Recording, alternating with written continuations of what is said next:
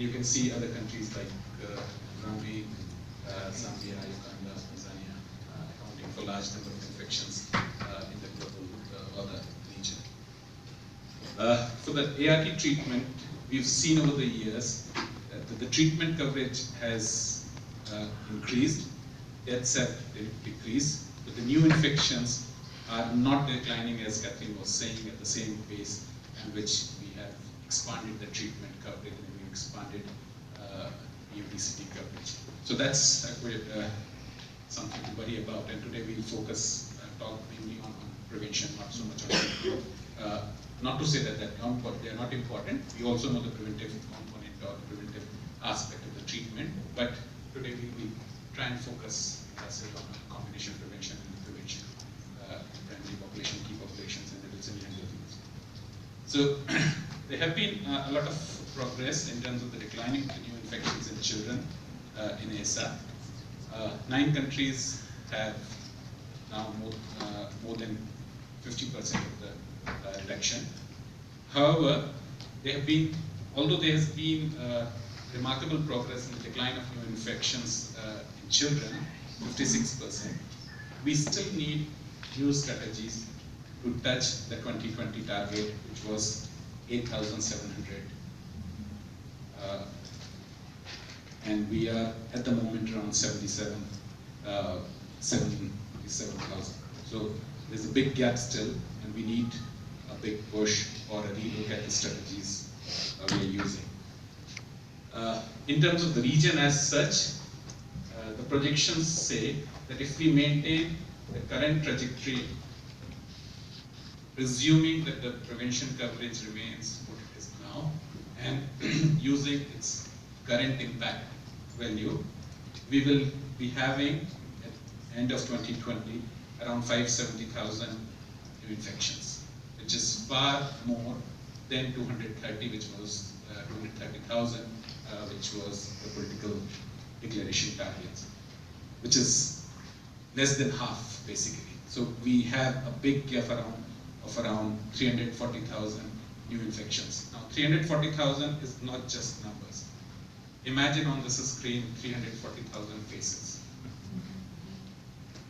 We can't even think of those faces. So it's not just numbers. When we very simply, when we talk of numbers, it looks like 340,000, 50%, 20%, but these are faces, and then for anyone who has had families who had this disease or infection, we know how painful it is. So it's not about, so when we say new infections to be controlled, when we say prevention to be prioritized, it means those faces to be protected, to be saved from getting infected. In the last 6 years, there has been significant progress in controlling the epidemic or preventing new infections in adults. However, again, as Catherine was saying, there are some countries which have shown an increase, like Angola, South Sudan, Eritrea, Ethiopia, and Madagascar. Madagascar by almost double the new infections. Although in absolute numbers, they are not very big, but if you look at the country as a unit, or again, I'm saying that numbers sometimes don't matter when we are, don't matter that much when we are in the business of saving lives. So, what we have done now, coming to the meat of this, we've tried to do country by country analysis with the data hub colleagues. And unfortunately, Amla, who's part of the team, is not here. So what we've done is, we've categorized countries into 4 blocks. Countries which need, from the current rate of intervention, around 60% more, like 1 to 1.6 times more push, and they meet prevention targets. Countries, they are not there. Who with a little bit push, they can do. Countries which require a major overhaul in their approach, in their prevention strategies, in the way they work, the implementation modalities, the monitoring framework, and the countries which are, as far we stand today, who are off track. So these are the 4. So what we've done is, we've used the spectrum modeling. I know some countries have been using different models, especially South Africa, for different purposes, but for global comparison, I think South Africa also uses EPP spectrum. So we've used the spectrum files of each country. We've looked at the new infection, and we have extended them, extrapolated as we call in statistical term, to project by 2020 how many new infections we have. And thereafter, we have compared them with what was the political declaration target for each country. So now, the first block is those countries which look more or less on track. So if they have 1.1 to 1.6, that means at their present rate of implementation, if they can increase their rate of coverage by 10% to 60% in next 2 years, they will have met the targets. Right now, for example, in case of Mozambique, there is a difference of around 4,000 new infections. Their target was 33,000, 29,000. At the current rate of implementation, they'll achieve 33,000. However, if they increase just by 40% their total coverage and their implementation rate, they will be able to meet the new infection control target of the particular declaration. I'll share all the slides with you guys, and I've put some additional slides also for you in case you want to use for any other occasions or purposes. We've tried to put more slides than whatever Propriya is present. I put 3 times more slides than what I present, because I thought that this is a good forum for you to have access to these slides, because more they are used, better they are. So, Zimbabwe, the target is 16,000. It's again in the same bracket, where with a little more push, they can do. So they are more or less on track. They just need to keep that accelerator on and don't become complacent. So 19,000 is as per the current coverage projections, and 16,000 is, so with the push, it will happen. So they seem to be on track.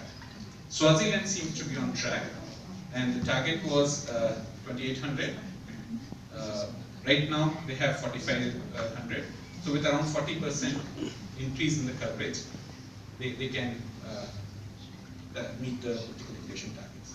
Now, the second category is these countries which require 2 to 2.5 times scale up in the coverage to meet the targets. And this is Malawi. Malawi had a target of 11,000.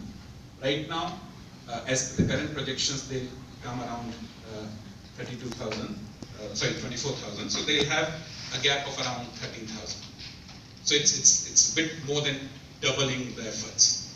But that's not to say that that cannot happen. Coming from another continent where I was involved in Thailand, they increased the coverage in 2.5 years from 30% to 90%. So it's not something which has not been done in other parts of the world. It's not something which some countries in our region has also shown that it's possible to do. It just needs political will, it just needs regular push, and I think more importantly, communities' involvement, because without that, obviously, the scale-up intervention will not happen. In the same bracket as Botswana, the target was 2,900.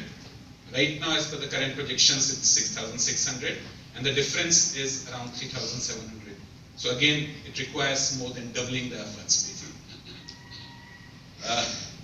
South Africa is also in the same bracket of 2 to 2.5 times. And knowing its total contribution in new infections, this becomes extremely important. So 200,000 is what the current is. Even an 88,000 was something which was as per the political declaration target, the new infections. So this is something which is again in the same bracket. It needs almost like double the rate of implementation increase. And then Tanzania, 33,000 versus 14,000, which has a gap of around 19,000. These are again, I'm putting that caveat every time, that this is not an absolute science. When we say 19, it doesn't mean that it's 19, it cannot be 19,010 or 19,020, but it gives us an idea where we are heading towards. It's good granular, enough to inform programming and know our progress. The next category is where you need 3 to 4 times scale up. And that's Zambia, where 43,000 is the current projection of the new infections, and 14,000 was the target. So it requires basically 3 to 4 times in next 2 years to come. Same is with Namibia, 8,600 versus 2,500. Lesotho, 33,000 versus 3,800. Now that's again in the same bracket where you require 3 to 4 times scale up. And lastly, Angola in this bracket of 3 to 4 times, where you can see that 20,000 versus 5,200. Now, lastly, one case where we need to actually be aware also where the new infections are on an upward trajectory. And that's one of the cases in Madagascar. Madagascar has 5,200 new infections because it's showing an upward trajectory. And it's one of those few countries, if you recall, when we were doing, when we were seeing the adult infection, it almost doubled.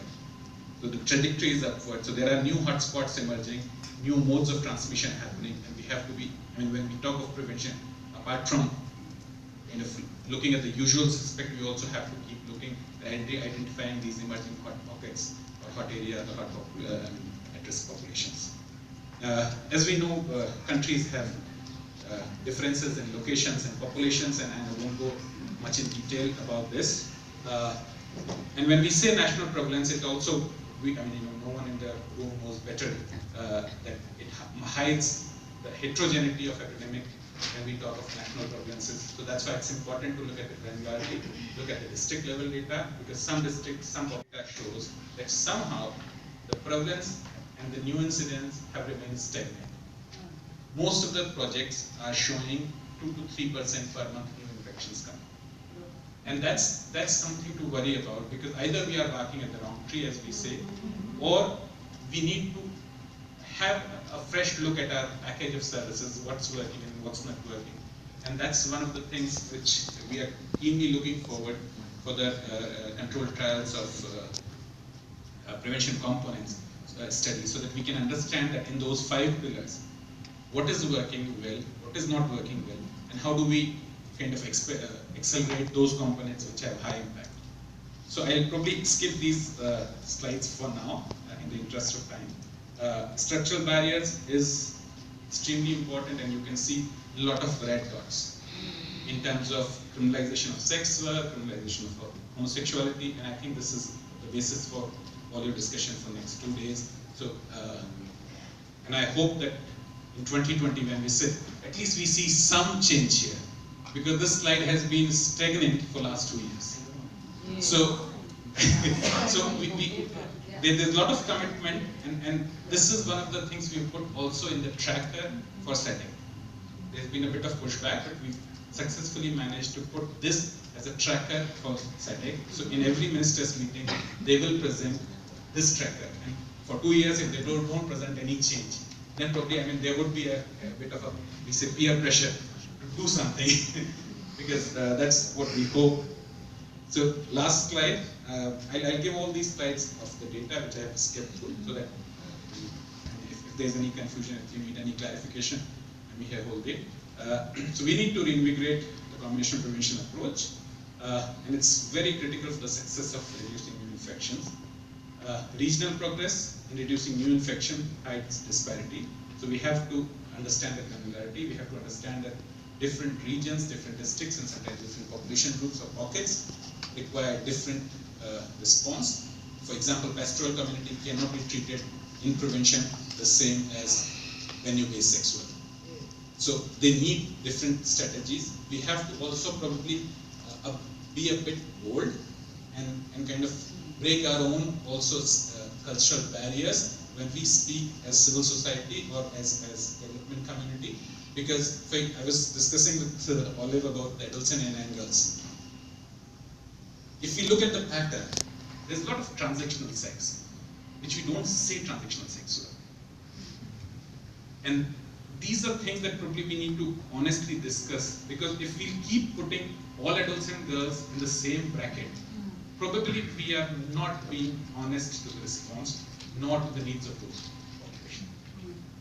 So we need to probably, during these 2 days, let's discuss how do we zero in on these populations. So And then obviously we need to focus on locations and populations. Role centers needs to prioritize, and then you guys will be discussing the structural barriers, we know, and the community is key to the population, the prevention agenda, and it's not possible without you guys to work this. So thank you very much for giving me time, and thank you.